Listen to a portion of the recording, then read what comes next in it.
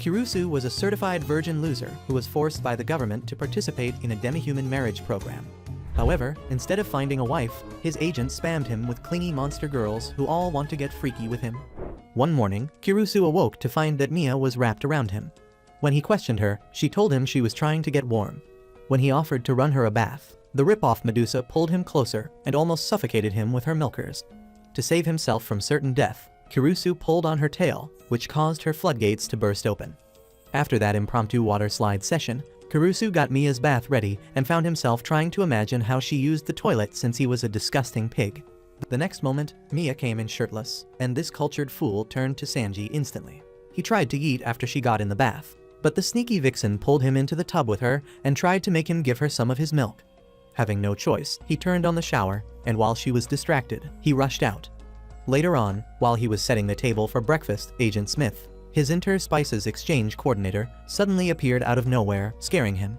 She claimed she'd come to do her routine checks to ensure that he hadn't violated any of the interspecies exchange laws. The most important law was that humans weren't allowed to hurt demi-humans, and if they did, they would be punished severely. Kirusu ignored the woman as she yapped, so she got closer and whispered into his ear that making Mia a woman was also considered breaking the law. Kirusu assured her that he would never attempt to parallel park the snake girl. But Smith didn't believe him and warned that if he did, he'd end up behind bars while Mia would be sent back home. She then approached him and began teasing him, saying she was sure he wouldn't be able to resist Mia's feminine charms. Suddenly, he was yanked away by Mia, who didn't appreciate how close Smith was to him. Smith asked her to calm down and swore she wasn't interested in Kirusu's tiny pickle. She left shortly after, and a curious Mia asked Kirusu if the interspecies exchange laws were really that important, and he told her that they were. Surprisingly, Mia said she didn't give a flying fudge about the laws, and told him that if he wanted a taste of her peaches, she'd give it to him because she loved him. To prove her point, she pushed him to the floor and wrapped her body around his after unzipping his pants. But before she could kiss him, he cried out because she'd wrapped herself too tightly around him and dislocated his shoulder. Thankfully, Smith returned to help him reset it while Mia cried hysterically because she felt bad about what she'd done. Later that day, he took Mia shopping, but the girl got carried away and pulled him into a store which sold lingerie. Kirusu tried to run away after seeing this, but Mia pulled him back and reminded him that Smith had said he wasn't allowed to leave her alone. Having no choice, he stayed, and as he waited, he stupidly began wondering if Mia could wear underwear. His thoughts were disturbed by Mia, who came to ask his opinion on what type of melon cover she should get. She also pulled down her shirt to show him that she wasn't wearing one at that moment, and the homeboy lost another pint of blood. After he recovered, he asked Mia to try them on and see for herself, but instead of responding, she grabbed his hand and pulled him along. Once they were alone and she began taking off her shirt, he realized things were escalating too quickly. Deciding he'd had enough excitement for one day, he bolted out of the room. Once outside, he noticed he was holding a small triangular piece of fabric, which he couldn't remember grabbing. As he wondered what it was, Mia popped her head out and shyly asked for her underwear back. When he failed to respond because of shock, she pulled it out of his hands and returned to the dressing room. However, he foolishly made a comment which made her toss him out of the window. On their way home, they encountered an obnoxious couple who immediately started mocking them. Mia, furious, tried to strike them with her tail, but Kirusu stepped in just in time to stop her. When she asked why he got in the way, he reminded her of the legal consequences for harming a human. Soon, a crowd gathered, and onlookers began taking photos of Mia. Feeling overwhelmed and exposed, she pleaded with Kirusu to take her somewhere private. With limited options, they ended up seeking refuge in a nearby love motel. This was a bad idea because Mia went to take a shower, and when she emerged from the bathroom, he struggled to keep his sausage in its pack. The worst part was that Mia tried to convince him to clap her, and he would have given in if Smith and her agents hadn't burst into the room. She had received information that a human and a demi-human were trying to reach the Milky Way together. But when she realized it was Kirusu and Mia, she relaxed and took them downstairs. There, they ran into the annoying couple again, and they wasted no time in throwing insults at them again. Annoyed, Mia tried to attack them again, but Kirusu was faster, and he punched the man so hard he flew and hit his girlfriend. Later on, at Kirusu's house, Smith bandaged his hand, which he injured because he punched that misconstructed gorilla in the face, and when he screamed in pain, she told him to suck it up. After she left, Mia asked Kirusu why he had attacked the couple, and he explained that he couldn't stand to see people mistreat women. Hearing this made her happy, and out of excitement, she jumped on him, and, while he struggled against her, she took off his shirt and suggested that they finish what they started earlier. Unfortunately, Smith returned at that moment to ask what was for dinner. halting Mia's plans to get her freak on. Days later, while Mia and Kurusu were hanging up the laundry, Kurusu was suddenly snatched up by a bird person and found himself on a tree branch in a park. His kidnapper introduced herself as Pappy, and after she dragged him to get an ice cream for her, Kurusu asked her questions about herself. Pappy told him that she'd run away from her host family and had been on her own ever since, which surprised him because from their conversation, he'd deduced that she was dumber than Patrick and SpongeBob combined. He told her that running away from her host family was the wrong thing to do and said if she was caught, she'd be deported immediately. Upon hearing this, Pappy became shocked and accidentally dropped her ice cream, so she started crying since she hadn't tasted it yet. Kurusu comforted her and offered her his popsicle, but instantly regretted this decision because Pappy was on her knees between his legs and to those around. It looked like she was licking his lollipop. Feeling embarrassed, he pulled the popsicle out of her mouth and told her she needed to clean herself up. But when he turned around, she had already taken her clothes off and had gotten into the fountain. He tried to get her out, but Pappy used the opportunity to pull him in, asking him to play with her. That was the moment Mia arrived and accused Pappy of trying to steal her man, causing the two to get into a catfight with poor Kurusu in the middle. However, no one paid attention to them because they were all focused on the little girl who was stuck in a tree. When Pappy saw this, she attempted to fly up and get the girl, but couldn't because her wings were wet, so Mia decided to play the hero to impress Kurusu. As she slid her way up the tree, she got smacked in the face multiple times by the tree branches and got leaves stuck in her hair and on her face. This made her look worse than a scarecrow crow, so when the child saw her, she screamed in fear and fell off the tree. Thankfully, Pappy caught her mid-air, but because her wings were still wet, they both dropped like a sack of bricks and landed on poor Kurusu. After the commotion, the police arrived to take their statements, and when he asked where Pappy's host family was, Kurusu told them he was the one. The man then asked for Pappy's ID, which Kurusu didn't have, and just as they were sure they were going to get caught in their lie, Smith showed up and presented Pappy's ID to the officer. Later at Kurusu's house, he asked Smith why she had Pappy's ID, and she explained that Pappy had run away from her while she'd been on her way to drop Pappy off at his house. Hearing how nonchalant Smith sounded made Kurusu wonder how she still had a job because she was more or less a dark-haired Sakura. Returning his attention to what Smith was saying, he heard her tell Pappy that she'd be living with Kurusu, and the girl became excited. After she promised to behave and be a good girl for him, she demanded that he bathe her and pulled him to the bathroom.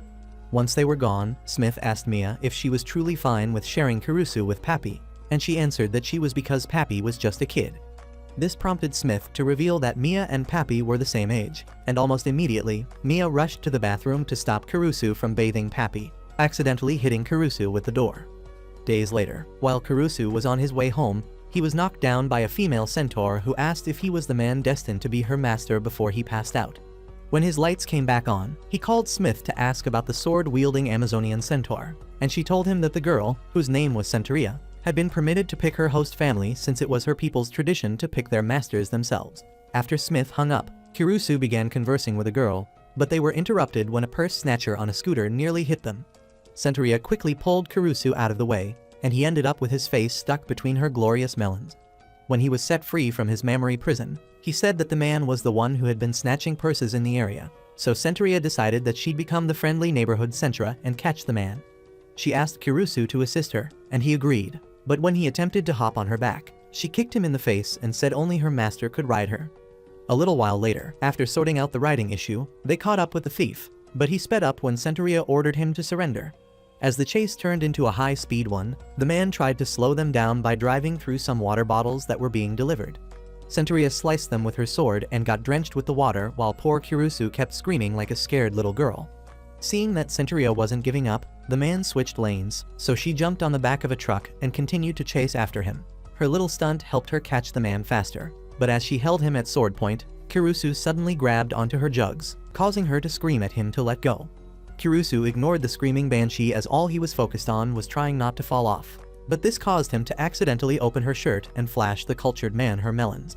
Immediately, he got a nosebleed, lost control, and crashed into some boxes of paint while Centaurea kept running until she ran smack into a garage door. Embarrassed, she swore to deal with Kurusu, but when she reached for her sword, it was gone. Just then, the thief walked up to her holding her sword and tried to slash her. However, Kurusu, trusting in his plot armor, jumped in the way and got cut in the process. Back at his house, a bandaged Kurusu explained what had happened to Smith over the phone. Fortunately, the sword was a fake, so he wasn't seriously injured. Smith told him he was stupid for trying to catch the thief, but he argued that it was Centuria's idea to chase after the scooter, so she asked if he'd ridden on Centuria's back. Not giving him a chance to answer, she went on to explain that if Centuria had willingly allowed it, then it was fine, but if he'd done so without her consent, then it was the same thing as defiling her. Just then, Kurusu noticed Centuria hiding behind the door and immediately dropped to his knees and begged her to forgive his ignorance. Centuria said it was his fault instead and then thanked him for saving her life, after which she swore her loyalty to him. Just as she asked him to become her master, Mia and Pappy barged in, halting his response. Mia demanded to know who Centuria was, while Pappy just asked if there was any food. Days after Centuria moved in, Mia gathered the girls in the living room under the pretext of reviewing the interspecies exchange bill. The real truth was that she wanted to make it clear to her fellow housemates that Kurusu was hers and tried to twist the interspecies law in her favor, but Centuria wasn't having it. Their argument halted when Kurusu, spotting a fresh hoof print on his face, walked in to inform Centuria that Smith wanted her to fill out her homestay application. Immediately, Mia started chewing Centuria out, but Kurusu stepped in, explaining that she hadn't hurt him intentionally. It so happened that he accidentally walked in on her in the bathroom, and she reacted by giving him a temporary face tattoo. After his explanation, he apologized to Centuria again, and as they each tried to take the blame for what happened, Mia came between them, and the girls started arguing. When Kurusu attempted to intervene, he got slapped, so he turned his attention to Pappy, who had smoke coming out of her head because she'd attempted to read. Hoping to preserve whatever brain cells she had left, Kurusu suggested she take a bath, but she pleaded with him to join her. When they got to the bathroom, Kurusu provided Pappy with a swimsuit because he didn't want to catch a case, but while helping her put it on, he accidentally touched her plots. The next moment, blood began gushing out of his nose like it was a fountain, and because the pressure was so strong, he flew into the bathtub. Clueless about his near brush with death, Pappy jumped in the tub and used him as a flotation device. She began talking and told him that she considered him to be her big brother, but when she suddenly placed his hands on her plots, Kurusu wondered what in the sweet home Alabama was happening.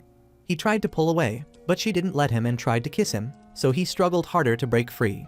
Fortunately, Centuria showed up the next moment and went all green arrow on Pappy, pinning her to the wall. She then instructed Kurusu to climb onto her back, and as she rushed out, Mia attempted to stop them, but Centuria trampled on her.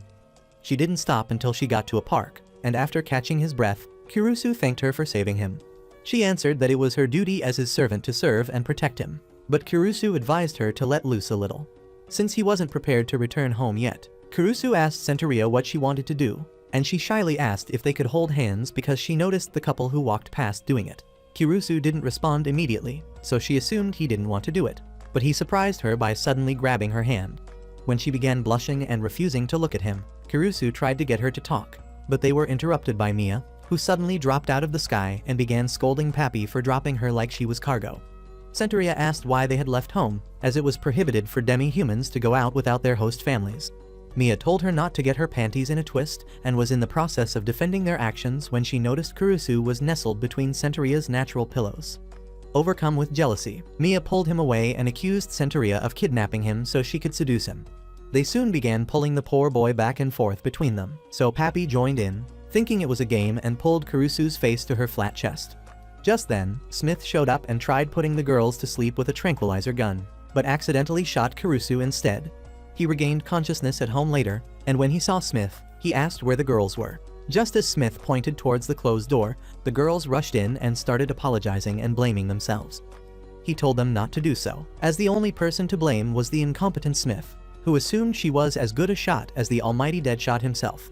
He told the girls they were family, and when Smith heard it, she revealed that Kurusu would have to marry one of the girls because the exchange bill had been amended, and they needed someone to test run it.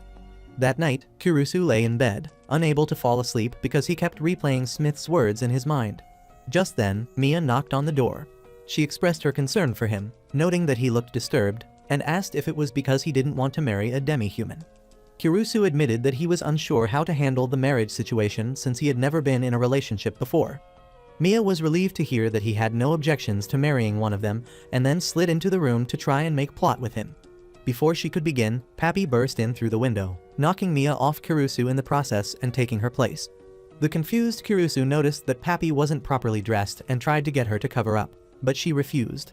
Just as she pulled down his pants to release his drill, Centuria kicked the door down, halting her actions. Kurusu thanked her for coming to his rescue and asked if she knew why Mia and Pappy were acting the way they were. Centuria explained that during a full moon, demi-humans always went into heat. This prompted him to ask how she was unaffected, and she claimed that she'd mastered the act of desire suppression. However, the next moment, she placed Kurusu's hands on her milk jugs, and when he pulled them away, she tried to entice him further by unbuttoning her shirt. Seeing her plots without armor caused Kurusu to have a nosebleed, but he decided to leave when he noticed that Pappy and Mia had regained consciousness. While hiding in the kitchen, he got a call from Smith, who said she'd forgotten to tell him about the full moon. Kurusu told the incompetent woman to shove her warning and concerns up her back cheeks because he was too busy trying to prevent his V-card from getting swiped. Ignoring his rudeness, Smith asked if he'd decided which girl he was going to get hitched to, and he told her that he hadn't. This made her tell him to stop being a coward like Usopp and make a decision to avoid problems with the girls. She then advised him to find some ice cubes and use them to cool the girls down. But as he was searching the fridge, the girls found him and immediately jumped on him. They only pulled back when they noticed the red stain on the floor and assumed they had hurt him. However, when Kurusu stood up, they realized he'd fallen on the ketchup bottle. He assured them that he was fine, and just when they thought he had finally calmed down, they tried to milk him again. The next morning, Kurusu woke the girls up and said they needed to talk. When the girls saw him, they were shocked and asked if he was okay. He replied that he was fine and shared that he had decided to date each of them with marriage in mind before unexpectedly collapsing. That night, when Mia came downstairs, she went to the kitchen to see what Kurusu had made for dinner and got attacked by a slime. Later, as she lay on the couch with a washcloth over her head, Kurusu wondered out loud what had attacked her, and Centuria informed him that it was one of Rimuru's relatives. Kurusu was surprised, as he didn't know there were slime monsters, so Centuria explained that slimes were one of the many species unrecognized by humans. Just as Centuria promised to defend him from any slime attacks, the slime emerged from the water bowl Kurusu had been using. Centuria tried to slice it with her sword, but it dodged her blade. The slime then attacked both her and Kurusu, leaving them in a sticky mess on the floor. However, Kurusu quickly took off to the bathroom after noticing Centuria's appearance because it was giving him some unholy thoughts. While there, he wondered if he should call Smith and inform her about his new tenant. But that thought vanished when Centuria knocked on the door and asked if she could join him. Not thinking of the implications, he told her that she could, so the horse baddie came in after taking off her clothes.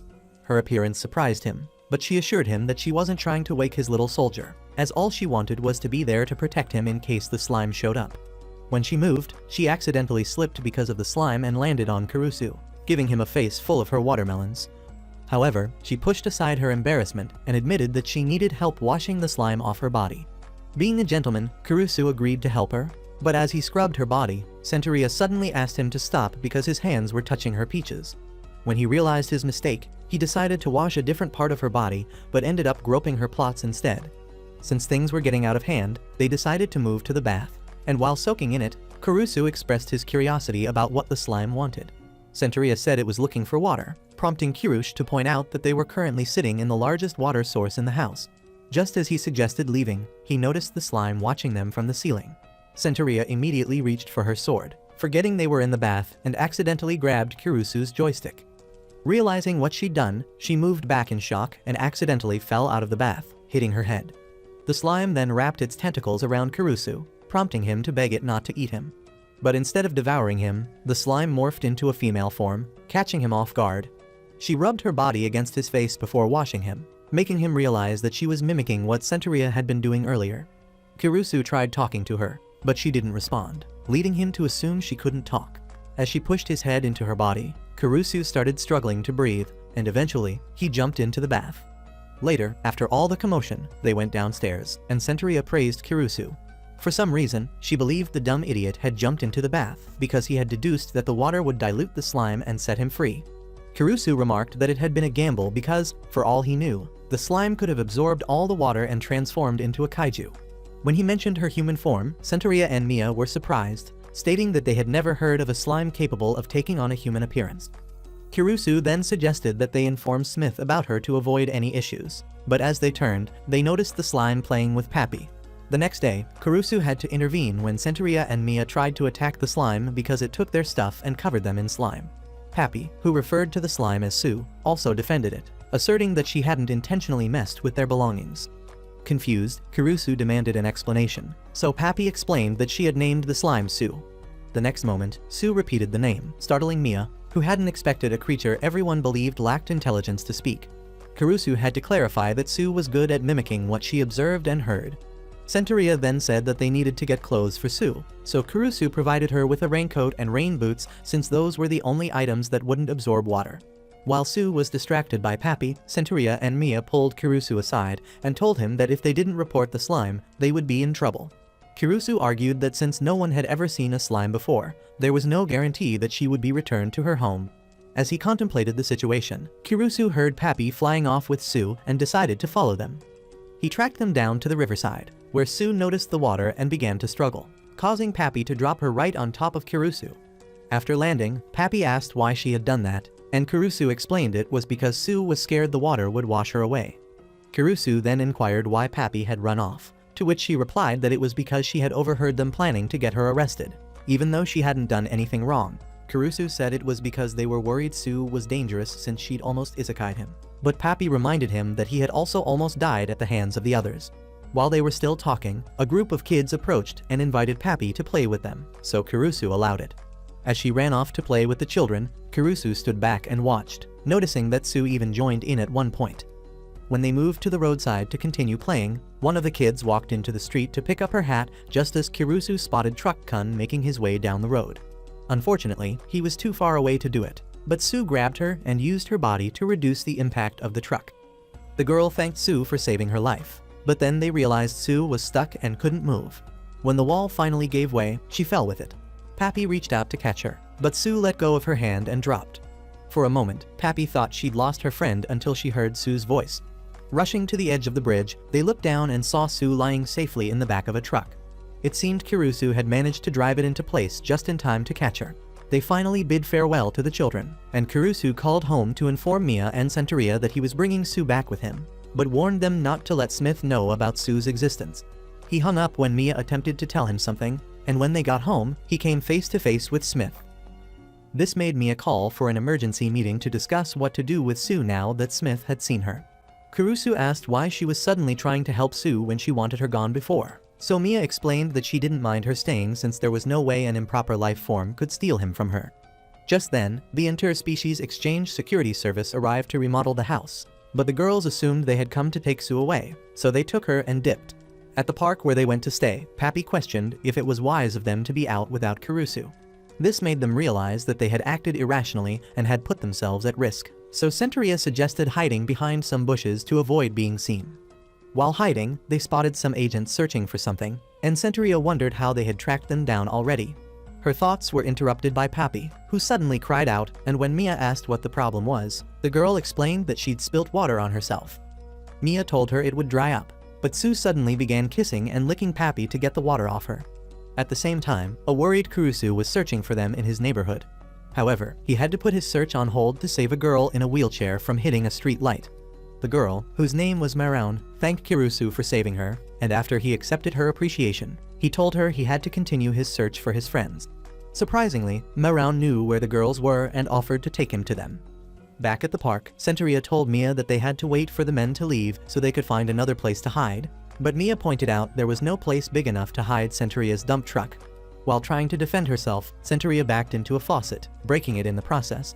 Just as Mia began teasing her for having an inbuilt wrecking ball, Sue latched onto Centuria's body and began sucking up the water. Before Centuria could let out a shocked scream, Mia covered her mouth and told her to endure it until Sue was done. A few moments later, Kurusu and Maroun arrived and found Mia trying to stop Sue from drying her up with her tongue, but she got distracted when she noticed them, and Sue used it to her advantage. When she was finished, she turned her attention to Maroun, but Kurusu caught and bagged her before she could jump the girl. Later on at home, the girls were surprised to see that a new room had been built, so when Smith arrived, Pappy thanked her for letting Sue stay. Smith feigned ignorance, saying she didn't know who or what she was talking about, so Kurusu asked who the room was since she didn't want to acknowledge Sue's existence. His question was answered when Maroun was wheeled in, and he became shocked when Maroun, whom he had assumed was a human, revealed that she was one of King Neptune's daughters. Later that day, Kurusu gave Maroun a tour of the house, but Mia got jealous seeing him carrying the girl, so she tried to separate them. This resulted in the three of them falling down the stairs and breaking Maroun's wheelchair. Kurusu scolded Mia for being reckless, and after he carried Maruno back upstairs, Centuria asked Mia why she'd done what she did. She said it was because Maruno was her newest rival, and Centuria asked what proof she had that Maruno wanted Kurusu. Before Mia could respond, Kurusu appeared at the top of the stairs with Maroun still in his arms, and the girls heard her ask him if he had a girlfriend. Kurusu tried to answer, but he somehow slipped and accidentally touched her plots. He immediately tried to explain that it had been an accident, but when Mia noticed that he had Maroun's bikini top in his hand, she got pissed and called him a shameless pig. It was Maroun who then explained that the mucus coating her body was the reason her top slipped off, making Centuria say that the mucus was most likely why Sue tried to attack her earlier. After hearing this, Mia suddenly had an idea and dragged Sue away. When she reappeared before Kurusu, she was covered in Sue's slime, so Kurusu told her to take a bath, which she didn't like because she'd assumed he'd give her his attention when he saw her in that state. After her bath, she complained to Centuria about her concerns over Maroun, but Centuria told her she was overreacting and letting her green-eyed monster control her thoughts and actions. Seeing as Centuria wasn't on her side, Mia decided to take matters into her own hands and mess with Maroun. The first thing she did was turn up the air conditioner, hoping the cold would make the little mermaid uncomfortable, but she soon learned that mermaids were resistant to high temperatures. Mia was the one who ended up freezing, but she refused to give up and tried to pull a talk no jutsu to convince the others to join her vindictive cause. Her plan didn't work because Pappy went to ask Maruno to play video games, leaving Mia feeling betrayed. Unaware of this, Maroun asked Pappy if Kurusu was single, and the simple-minded girl said she didn't know. The question made Centuria skeptical, so she asked Maroun what her intentions with Kurusu were, and Maroun admitted that she wanted to be the Ariel to his Prince Eric. She then asked Centuria if she was Kurusu's girlfriend, catching her off guard, but she quickly regained her composure and denied it, saying she was his servant. This prompted Maroun to compare Centuria to a brave medieval knight who was fiercely loyal to her master, and Centuria began seeing her in a different light. Realizing that Centuria had gone over to the enemy's side, Mia told Maroun that she wouldn't lose Kurusu to a talking fish, and Maroun answered that she didn't intend to snatch him away. When Kurusu walked in, Maroun asked him to take her to her room, and after they left, Centuria told an angry Mia that she had no right to be angry because if she hadn't broken Maroun's wheelchair, Kurusu wouldn't be carrying her everywhere. Mia then admitted that she had always dreamed of being carried like a princess by her prince. However, Centuria didn't see how that could be physically possible, given that she was twice Kurusu's size. When Mia started complaining that Maroun just wanted to seduce Kurusu with her skimpy outfits, Centuria suggested that she put on a bikini. Meanwhile, in Maroun's room, she asked Kurusu if he had a girlfriend. Curious, he asked why she was so interested in his love life. But before she could respond, Mia suddenly burst in, wearing a revealing two-piece swimsuit that barely managed to contain her large jugs. She told them that she wanted to go for a swim and invited Kurusu to join her, but he politely declined. Surprisingly, Mia didn't seem to mind, as she was too busy smugly reveling in the fact that, for once, she was showing more skin than Maroun. At that moment, Centuria entered the room, and when Mia saw her, she lost it and asked why she was showing more skin than her. Centuria answered that it wasn't her fault that she was blessed by the plot gods. Just then, Pappy emerged from beneath Centuria's cloak and asked if anyone had seen Sue. Centuria urged her to come out properly, but Pappy dove back under, tugging the cloak upward and accidentally exposing Centuria. Flushed with embarrassment, Centuria quickly fled the room and slammed the door behind her. Meanwhile, Mia turned her attention back to Kurusu and Maroun, just in time to see the two of them leap into the pool, arms wrapped around each other. Jealous and impulsive, Mia jumped in after them, but the water was far colder and deeper than she expected. As she sank lower, the chill overwhelmed her, and she began to lose consciousness. Through the haze, she heard Kurusu calling her name, and moments later, she opened her eyes to find herself in his arms as they resurfaced. Grateful, she thanked him softly, and Maroun, clearly worried, wrapped Mia in a gentle hug. Suddenly, Sue launched herself onto Kurusu's head, clinging tightly. Maroun calmly noted that Sue was likely dehydrated, which might explain her earlier aggressive behavior. Hearing this, Mia felt a pang of guilt for how she'd acted. Eventually, the two girls went to take a bath together. Mia took the opportunity to apologize for her jealous behavior, but Maroun said she hadn't even noticed. Determined, Mia declared that she would continue to fight for her chance to marry Kurusu. In response, Maroun said she'd gladly cheer her on as long as Mia was willing to accept her as Kurusu's mistress. Days later, while Mia was channeling her inner Gordon Ramsay, her food caught on fire, but she refused Kurusu's offer to put out the fire and did it herself. She then announced that she would be in charge of cooking going forward and started imagining herself married to Kurusu. She was snapped out of her delusional daydream when Kurusu mentioned that the pot was boiling over. Startled, she hastily grabbed the pot with her bare hands and cried out in pain as she got burned. Kurusu stood outside her door, trying to coax her out. He reassured her that she wasn't the first person to fail at cooking and encouraged her to try again. However, Mia insisted she was fine and asked him to leave. Before he could depart, Kurusu spotted something shiny on the floor and wondered if it was a piece of paper. Meanwhile, Mia's concern for her burned hands got the better of her, and she rushed out of the room, accidentally knocking Kurusu down. As Kurusu got to his feet, he was taken aback by Mia's tale and realized she was molting. Mia was mortified, sobbing into her pillow. She admitted, her voice barely above a whisper, that she needed help removing the skin due to her burned hands. Kurusu tried to reassure her, pointing out that he'd already seen her without clothes. However, Mia was adamant that being seen in her birthday suit was preferable to being seen molting. Still, Kurusu insisted on helping, and as he peeled off the skin, she wrapped her tail around his neck because he touched her sensitive spot. This didn't stop Kurusu, and after he peeled off the last bit of skin, he instructed Mia to lie on her back so he could peel off the one in front. Before doing this, Mia covered his eyes with her tail to prevent him from seeing the uncovered entrance to her chamber of secrets. As Kurusu worked, he accidentally touched Mia's sensitive spot again, causing her to slap his hands away, but he didn't stop. She then instructed him to peel from the right, failing to indicate whose right she meant, so Kurusu accidentally put his hands inside her entrance. The clueless idiot had no idea what he'd just done, and before he could finish what he wanted to say, Mia twisted his body, nearly sending him to the other side. To show her appreciation to Kurusu, Mia cooked him dinner, and when Kurusu saw it, he was sure it would be his last meal. However, he was too nice to tell her that her food was unfit for consumption, so he ate the food.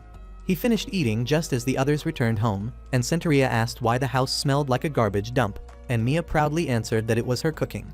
Concerned, Centaurea asked if she'd gotten the recipe from a cookbook, and Mia said she learned from watching Kurusu cook.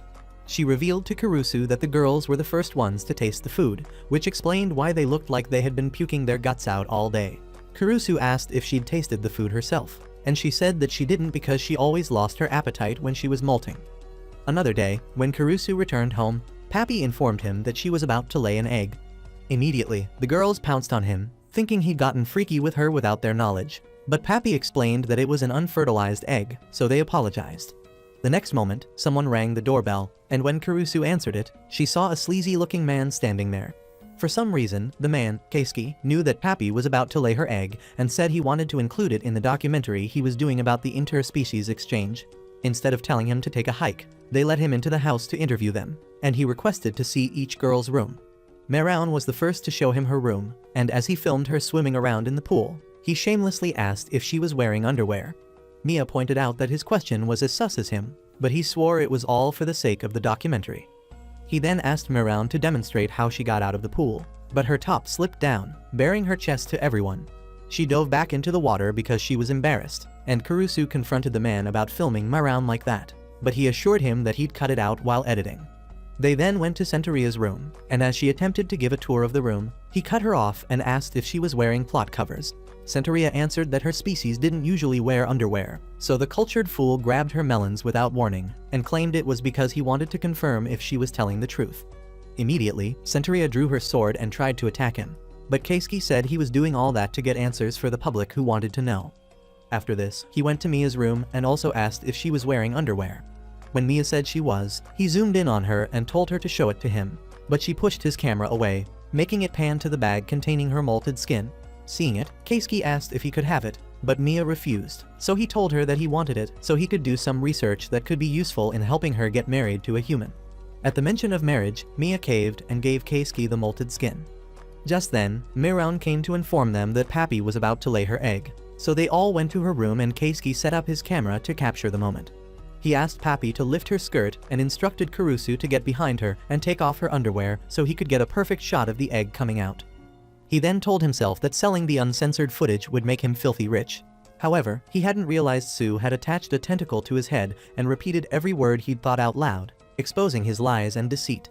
Annoyed, the girls demanded he give them all the footage he recorded, along with Mia's molted skin, but Keisuke refused, stating that they belonged to him. Seeing this, Kurusu threw a regular egg at him, and as Keisuke scrambled to catch it, Kurusu punched the fool in the face. As the girls praised Kurusu for his heroism, Meroun called their attention to Pappy, who was about to lay her egg. Everyone gathered around and encouraged her, but Mia covered Kurusu's eyes with her tail, refusing to let him see. That night, while they waited for Mia to finish making dinner, Smith, who had dropped by earlier, approached Kurusu and quietly told him that the name and address on the card the so-called director had given them were fake. but promised to investigate. After that, Kurusu asked Papi where she had kept her egg, and replied that she had placed it in the refrigerator. Kurusu cautioned that it was a risky move, as someone might mistake it for a regular egg and cook it. At that moment, Mia appeared with an egg in her hand and announced that they were having boiled eggs. Meanwhile, elsewhere in an apartment, Keisuke sat rolling thread while lamenting his losses. A spider demi-human, noticing him, asked if he needed help. He snapped at her to be quiet and not get cocky, as her thread was profitable for him. When he demanded that she arrange the thread in one place, she wrapped him up in it instead.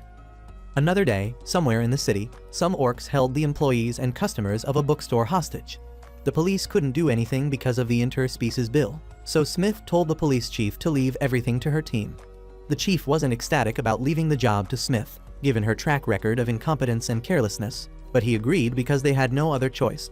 Just then, shots rang out inside the store. It turned out that the leader of the orcs sensed someone hiding in the ceiling and shot her. After she fell, he contacted the command center and informed them that he'd disposed of the agent they sent. This annoyed the chief, but before he could fly off the rails, Smith asked him to calm down, assuring him that everything was going according to plan. Back inside the store, the orcs dragged a high schooler who they found hiding to the front of the store, and when she saw the dead agent, she screamed. She attempted to run out of the store, but the door wouldn't budge, and as she struggled against it, pulling on the blinds, the leader approached her. Unknown to him, the open blinds allowed the sniper sitting on a faraway building to gain access to the bookstore, and they opened fire. The shots destroyed the orcs' weapons before they realized what was happening. As they tried to figure out what to do, someone dressed in a suit of armor burst through the wall and took out the orcs closest to him. It wasn't until after he helped the hostages escape and took off his armor that they realized that their assailant was a female ogre. The piggies cowered in fear, but their leader told them to stop embarrassing him and man up. The next moment, the dead agent came back to life and opened fire on them. One of the orcs came up behind her and attempted to squeeze the life out of her, but she turned her gun against herself and shot him. Fortunately, they were rubber bullets, so he was unharmed. However, they wanted to know how she was still alive, so she revealed that she was a zombie. When she turned her attention to the leader, he tried using the high schooler as a shield. The girl suddenly raised her leg and kicked him in the face before changing into a girl with long silver hair. Since all their identities had been revealed, Smith, who had come in, introduced them as Mon, a team of demi-humans specially trained to handle cases involving other demi-humans within the law. She then aimed her gun at the leader and demanded he surrender, which he did. However, he told her that all they could do was deport him. In response, Smith suddenly shot at him, so he accused her of violating the exchange bill laws, but Smith calmly replied that she hadn't been the one who fired. That's when he realized the shape-shifting demi-human had taken on Smith's appearance. Later, Keisuke, still wrapped in a spider web, managed to call the police, who sent over the Mon girls. Unfortunately, they were unable to capture the spider demi-human after she slipped out of the house and avoided being shot by the sniper. Meanwhile, at Kurusu's house, Smith warned the girls to be careful because there was a fugitive demi-human spider on the run. Just then, they noticed Papi and Sue bringing in various items, so they questioned where they had found them. The girls explained that they had discovered them outside the house, so everyone rushed outside and found everything as described, but noticed Kurusu's shoe lying among the items. At that time, Kurusu awoke in an abandoned warehouse and wondered why he was hanging upside down from the ceiling. His abductor was revealed to be the spider demi-human, and she introduced himself as Rachna. Unbothered, Kurusu asked her to cut him down because his brain was about to get flooded with his blood. Rachna cut him down, and when he tried to avoid her because he noticed her plots were visible, she assumed he was scared of her. Before she could speak, a security guard came in, so she grabbed Kurusu and climbed to the ceiling. Their closeness made Kurusu's body react to her, and when she noticed it, she began teasing him about it. He tried to speak up, but she gagged him with her webs, so all the guard heard were his muffled sounds, and it scared him off. Seeing as they were now alone, Rachna got bolder and pushed Kurusu's face into her chest, and when she noticed his face was beet red, she dropped him. As he dangled from the ceiling, she got all freaky, and as she played with him, Kurusu tried his best not to cream his pants. In his desperate bid, he bit down on the web and cut himself loose, but he didn't fall because his feet were still bound. Eventually, Rachna set him free, and instead of trying to run, he asked why she wasn't with her host family. She explained that her host family had sold her to Keisuke, who just took advantage of her to make money. He tried to sympathize with her, but she told him she didn't need his pity and said he was just like everyone else. When she mentioned that he was only attracted to her human parts, Kurusu surprised her by saying she had stunning legs. Hearing this, Rachna called him a cultured freak and said he was nothing but an inexperienced loser because of how affected he'd been by her. Suddenly, the place was enveloped by a bright light, and Smith's voice could be heard from outside. At first, Kurusu didn't understand why Smith came with her agents, but Rachner explained that it was because of her. Hearing this, he advised her to flee, but she refused and said his attempt to help her made her like him more. Eventually, when things cooled down, Smith apologized to Rachner for neglecting her and allowing Keisuke to mistreat her. Rachner then hinted that she wanted to stay with Kurusu, making Smith happy since she wasn't ready to stress herself looking for a new home. Days after Rachner moved in, Mia attempted to rally the other girls against her because she considered Rachner to be her newest rival. However, she noticed them getting along with Rachner. Centuria was the only one who wasn't kissing up to the spider, but to Mia's dismay, she expressed that she had no problem with Rachner's presence in the house. Just then, Kurusu finished doing the dishes and tried to leave the kitchen, but Centuria made it her mission to stick close to him. When he asked if everything was okay, Centuria claimed she was simply doing her duty as his servant and stated that she would follow him everywhere. Kurusu then awkwardly mentioned he needed to use the bathroom, so Centuria turned around, feeling embarrassed. Outside the bathroom door, Mia tried to persuade Centuria that Rachner couldn't be trusted. In response, Centuria told her not to behave like humans and to stop judging others based solely on appearances. Suddenly, they heard Kurusu cry out, prompting them to rush into the bathroom to investigate. Upon entering, they found Kurusu tied up, with Rachner standing next to him, but all she offered was a half-hearted explanation. Later that night, Kurusu was about to lie down on his bed when he got caught in Rachner's web. Rachner jumped down from the ceiling and announced that she wanted to teach him how to be a man. Using her webs, she sealed off the door to prevent any interruptions, but before she could begin, Centuria burst through the door, pulled Kurusu out of the web, and leapt out of the window. As they galloped down the street, Centuria noticed that people were staring at them strangely. Kurusu tried to tell her that their attention was mostly on her jiggling jugs, but she didn't give him a chance to explain. She was busy scolding herself for judging Rachner based on her appearance, just as humans often judge them. When they finally came to a stop, he got off her back, but the same annoying couple that always seemed to run into Kurusu arrived with a group of people. They laughed when they saw Centuria and began to mock her, making stupid and derogatory comments. Kurusu attempted to defend her, but Centuria insisted he shouldn't waste his time on worthless lowlifes. The group then turned their attention to Kurusu, so Centuria pulled out her sword to threaten them, but the man laughed and reminded her that the law was on his side. The next moment, some of his friends grabbed Kurusu, and others seized Centuria. However, before he could do anything to her, Rachner intervened, tying him and his friends up. Although he was frightened, he tried to put on a brave face and said he would report them to the police. Rachner approached him and challenged him to try his luck, but he became so scared that he passed out. When Centuria mentioned that they could get in trouble for hurting Kurusu, Rachner brushed off her concerns, saying it was fine as long as no one found out. Centuria then thanked her, but Rachner didn't respond as she was too busy tying Kurusu up. The next moment, she suggested that they find a motel to spend the night, but Centuria, not trusting the spider girl to keep her hands off Kurusu's tool, kicked Rachner and took Kurusu back. This made Rachner complain, but Centuria didn't care, and in a heated moment, she suddenly shouted that she hated Rachner. Already used to having haters, Rachner just laughed and said she was glad Centuria finally spoke her mind. She admitted she disliked it when people pretended to get along and told Centuria that it was okay to dislike someone. Centuria was taken aback, and as she watched Rachner and Kurusu walk away, she realized that Rachner was someone she could trust. The next day, Kurusu came down with a fever, so Mia decided that she would be the one to nurse him back to health. However, Smith burst through the window and ordered the girls out of the room. She explained that he might have contracted a virus, and if he wasn't quarantined, it could spread to the girls and potentially cause a pandemic.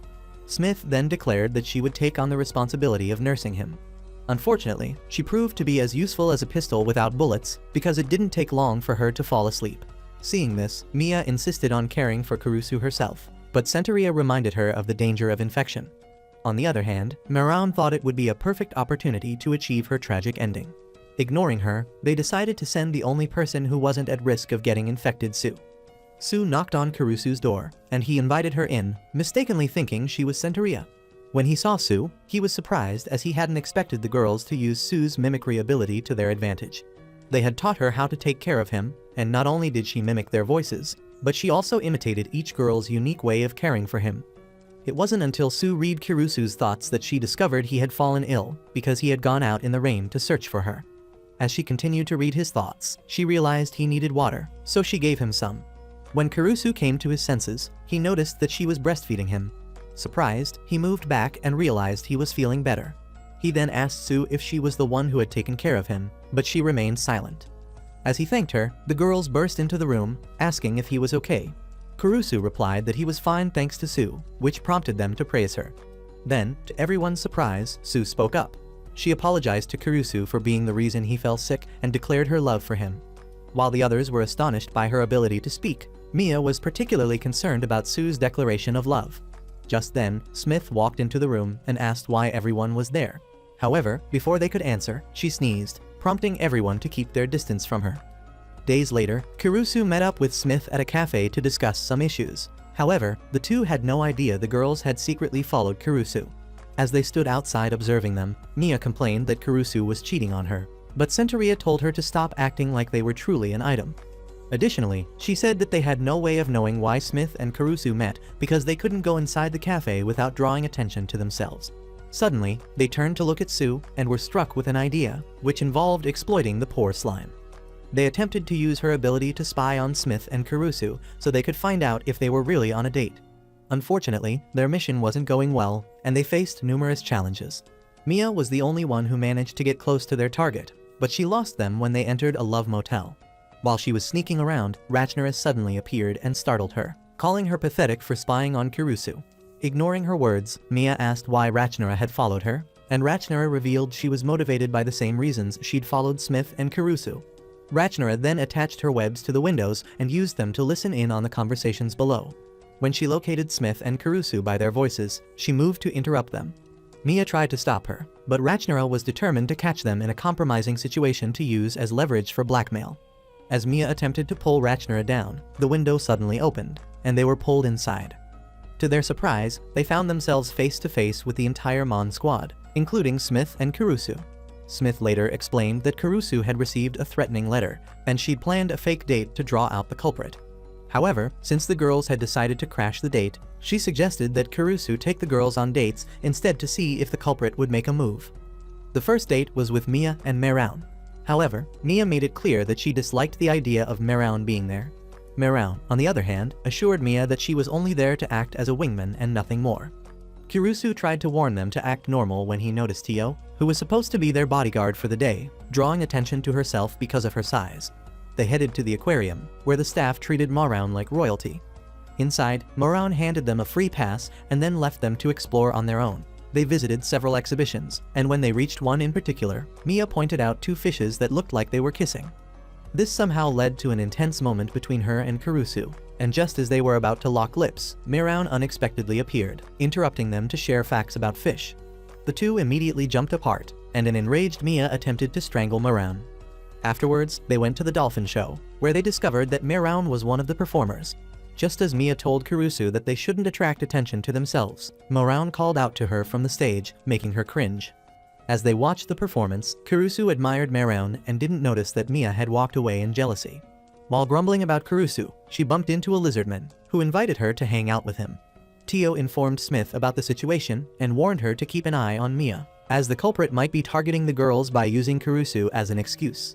As Mia and the lizardman sat on a boat in the middle of a lake, Mia recounted how her date with Kurusu had been until she left. The lizardman expressed his disdain, calling Kurusu an inconsiderate jerk for bringing another girl along.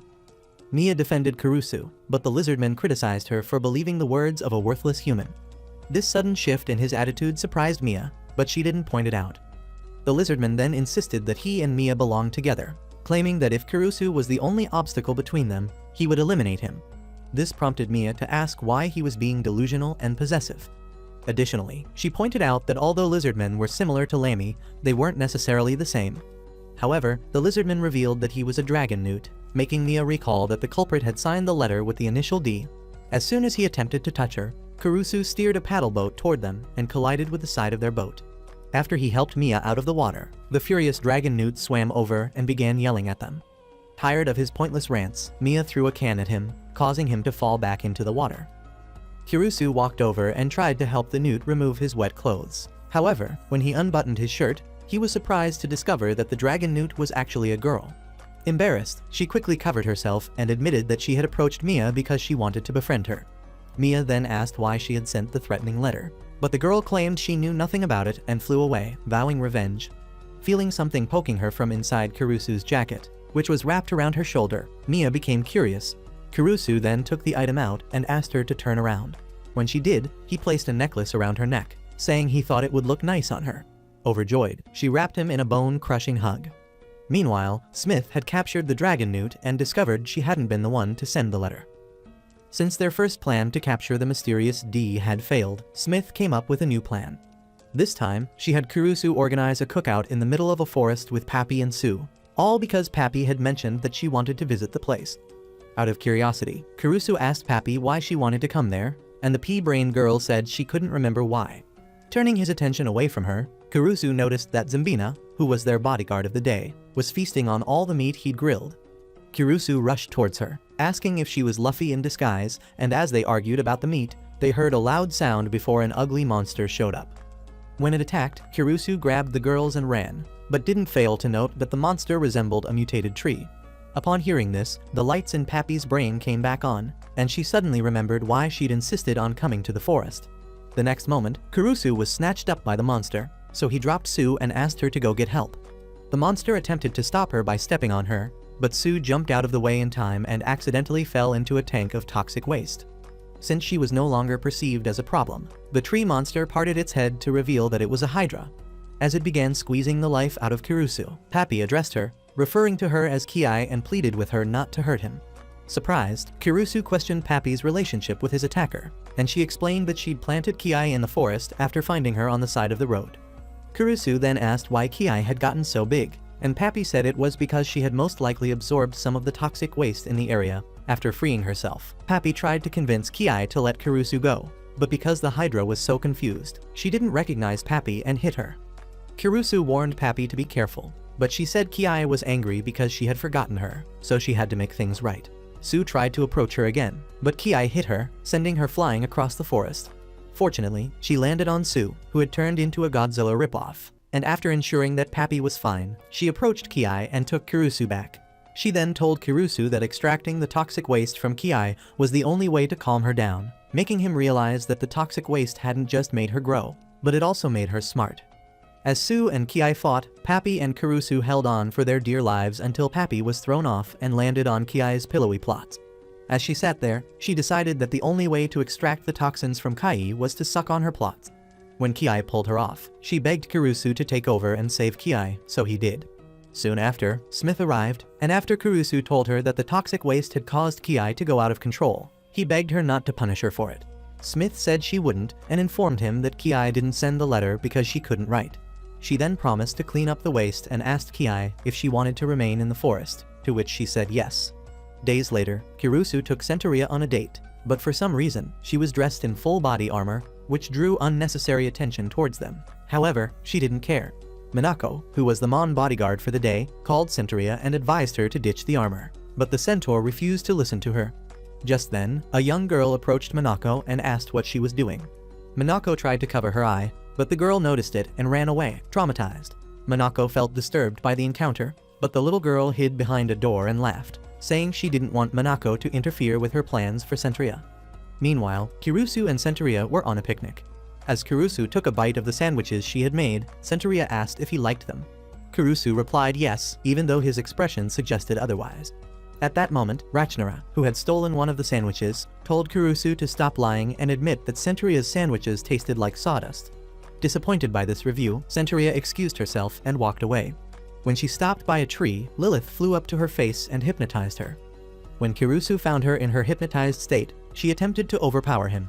Despite his efforts to stop her, his body betrayed him, resulting in a severe nosebleed. Lilith watched from behind some bushes, amazed that her hypnosis had worked so well. Suddenly, she heard a noise, and when she turned around, she came face to face with a wild boar that Pumba would have wished to be like. Startled, she took off screaming, with the wild boar chasing after her. This commotion also helped Centaurea regain her senses. Kurusu noticed Lilith's predicament and threw his jacket at the pig's face, causing it to crash into a tree. Believing it was unconscious, he turned his back, but the boar quickly got back up and tried to attack him. Fortunately, Centaurea managed to knock it out using a log. Kurusu praised her for her bravery, but Centaurea felt she had only caused him trouble and insisted she wasn't fit to stay by his side. Instead of answering her, Kurusu climbed onto her back, claiming he had sprained his ankle. Centaurea remarked that she was only useful as a regular horse. However, Kurusu hugged her and assured her that, regardless of her perceived usefulness, she could never be as useless as Yamcha. Meanwhile, Rachnara had tied Lilith up and decided to take her sweet time to torture her. The plan to draw out the mysterious D continued, and this time, Kurusu had to go on dates with the girls from the Mon Squad. The first date was with Tio, and Kurusu nearly dropped dead from being dragged from one place to another. She took him to a clothing store and asked his opinion on the dress. Tio was taller than he was, so when he turned around, he came face to face with her nearly exposed racks and his brain malfunctioned. Tio stormed off to the changing room after taking offense at Kurusu's reaction. But when she began struggling to remove the skirt, which got stuck at her hips, she had to call him for help. As he tugged on the skirt, he accidentally pulled down her underwear as well, exposing her buttocks. Mortified, Kurusu apologized profusely and sat outside. Tio continued sobbing, lamenting that she loved the skirt but couldn't find it in her size. Kurusu offered to adjust the skirt to fit her, and she emerged from the dressing room, embracing him in gratitude. However, she quickly realized she was only in her underwear and hastily retreated into the dressing room. Just then, Zambina called to ask if they'd seen anyone suspicious, and Kurusu replied that they hadn't. Zambina then chuckled, saying that with Tio's intimidating presence, it was unlikely anyone would approach them. Zambina took over the date, and the two went to watch his zombie movie. How ironic. As they walked, Zambina noticed her hand had fallen off, scaring those around them, so they found a cafe, and Kurusu helped her sew it back. She asked why he wasn't disgusted, and he said there was nothing wrong with her. Zambina laughed it off but decided to tease him and dropped one of her racks. Kurusu picked it up, but when he realized what it was, he nearly died from shock. Zambina couldn't hold it in and burst out laughing before asking him to help sew it back on. While he did that, he stupidly asked if she was in pain, and Zambina reminded him that she was a zombie. Just then, Kurusu noticed blood on the floor and asked Zambina if she was bleeding. Zambina said she was fine, and that's when they realized he had gotten a nosebleed from all the excitement. Later on, Minako took the lead on the date but chose to walk behind Kurusu instead of beside him. Kurusu turned around and reminded her that they were on a date, so she didn't need to keep her distance. She then slowly made her way toward him, but clumsily bumped into every object in her path. When she finally reached him, she asked if they could go somewhere private. This made Kurusu think she wanted to get to know him better, but she explained that she felt uncomfortable in crowded places. While they sat on a bench, Minako wondered if Kurusu was only pretending to be nice, so she decided to test him to see if his eyes would reveal his true thoughts. She called his attention and asked him to look at her, which he did. However, she didn't see any signs of hate or fear in his gaze, and soon felt overwhelmed by the prolonged eye contact. When Kurusu asked if she was okay, she told him not to look at her, leaving him confused about her hot and cold behavior. Just then, she noticed a hooded figure watching them and confronted the person, but they fled. Zambina emerged from the bushes, guns blazing, and shot at the figure, but they dodged the bullets. As a last resort, Tio picked up a vending machine and threw it, blocking the figure's path, which allowed Minako to shoot a tranquilizer dart at them. However, when they removed the hood, they discovered it was Doppel. That evening, as the squad headed home, Doppel revealed that the threat had been fabricated by her and Smith to force Kurusu into a relationship with one of the girls. She asked her friends if they'd enjoyed spending time with Kurusu, and they all shared their positive experiences, praising him. Zambina wondered why a second letter would be different from the first, but Doppel claimed she'd only sent one. Meanwhile, Kurusu encountered a strange person on his way home. When he arrived, the girls asked if he'd caught the culprit, but instead, he pointed to a headless person standing next to him. The girls screamed, and Mia tried to pull Kurusu to safety, but ended up falling along with the headless body. When she looked up, she saw the vacant space where the head should have been and screamed before fainting. In the living room, the girls asked Kurusu about the headless person's identity, so he explained how he'd found her on the street and brought her home because he couldn't leave her alone. When he announced that he was going out to search for her head, Rachnara suggested waiting until morning, given the late hour, but he was determined to find it immediately. Following his declaration, the girls, except Rachnara, offered to accompany him on the search. As they searched the area for clues, they suddenly heard Mia's scream piercing the air. Immediately, Kurusu and Centuria rushed to her side, and she frantically pointed at a head. Kurusu reassured her it was just a mannequin's head. However, Centuria's attempt to comfort Mia only made things worse, as she creepily mentioned they were searching for a severed head. Kurusu shot her a disapproving look, warning her that such comments could lead to trouble. Before they could breathe a sigh of relief, Mia screamed again. This time, they found her unconscious on the floor, lying beside the actual head they were searching for. Centuria quickly took Mia away, instructing Kurusu to retrieve the head. Kurusu hesitated to touch the severed head, so he tried talking to it first. The head remained silent until he picked it up, and then it suddenly spoke, claiming to be a Dullahan. The head continued talking, but Kurusu wasn't interested in the details. When she finished speaking, Kurusu asked what she wanted, and she begged him to reunite her with her body. As Kurusu left the park with the head, he spotted a security guard approaching and quickly hid behind a tree. The head suddenly started making strange noises, so he asked what was wrong, and she said someone was messing with her body. Kurusu warned her to keep her voice down, but instead, she began making loud, happy noises. Kurusu had to cover her mouth with his hand to silence her, and just when it seemed like she was about to hit a high note, she suddenly fell silent. When they got home, he reattached her head to her body, and the girls offered her a cup of tea and some snacks. While watching her, Centuria explained to Mia that Dullahans are headless knights who appear when someone is near death. When Kurusu overheard this, he asked if Dullahan was in their house because someone was going to die soon. Dullahan said yes and then pointed at Kurusu, saying that he was the one who was going to die soon. The room fell silent after Dullahan's declaration. She explained that Kurusu's life had been in danger numerous times and, as the hunter of death, she had come to collect his soul. However, Ratchnara cut her off, tying her up and ordering Pappy to take Kurusu to safety. As Pappy flew away with Kurusu, he struggled to breathe with her backside and his face. He tried to pull his face out by grabbing her hip, but his distraction caused Pappy to fly straight through a billboard, and Kurusu fell. Luckily, Sue caught him just in time. The other girls soon arrived, and seeing Kurusu still in danger, Centuria promised to protect him. She revealed a saddle attached to her back, designed for long-distance travel. Before Kurusu climbed on, Centuria delivered a lengthy speech about honor and dishonor, and when she finished, Kurusu mounted her back, and they galloped away to safety. As they were making their way, Centuria turned a corner and nearly collided head-on with the annoying couple from before. However, she managed to jump over the truck, leaving it to crash and burn behind them.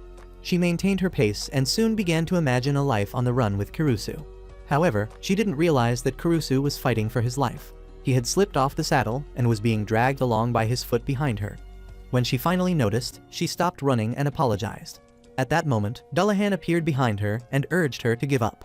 Suddenly, Maroun emerged from the river and took Kurusu with her. Maroun dove underwater, and Kurusu desperately tried to tell her that he couldn't breathe.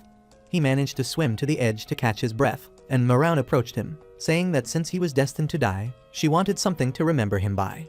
Kurusu's face turned red as he asked if she was referring to an object, and Maroun confirmed his fears, claiming there was no greater tragedy than having his child after he had died. Kurusu rebuked her, but the fish girl was determined to become his baby mama, so she pulled him into the water again. She didn't even care that he was drowning, but before he passed out, Mia's tail suddenly wrapped around Maroun's gills, suffocating her. She then pulled Kurusu out of the water and squeezed his body to get him to cough up water. When he regained consciousness, Ratchnara used her web to restrain Mia, and when Mia noticed Dullahan standing next to her, she accused her of being a traitor. Ratchnara said there was no point trying to save Kurusu because he was bound to die anyway. Mia said that if they were going to isekai Kurusu, they had to do it to her first. Tired of watching them, Kurusu said he could not believe they had fallen for the lies of a crazy person they had just met. He stood up, walked into the street to stand in front of Truck Kun. Fortunately, it was a toy version of him, and this proved that Dullahan was a cap lord and nothing more. When they returned home, Smith explained that Dullahan, whose real name was Lala, tended to be overly dramatic. She then asked why Lala had run away. In response, Lala explained that she had been curious about Kurusu.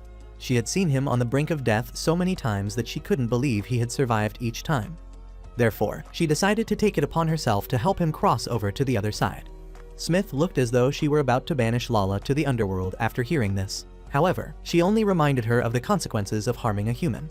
Feeling scared, Lala hid behind Kurusu and pleaded to live with them instead of returning with Smith. Smith, immediately adopting her charming smile, agreed to this request. Kurusu protested, but the girls seemed supportive of the idea. Days later, Kurusu reviewed their finances and was shocked to discover they were nearly broke.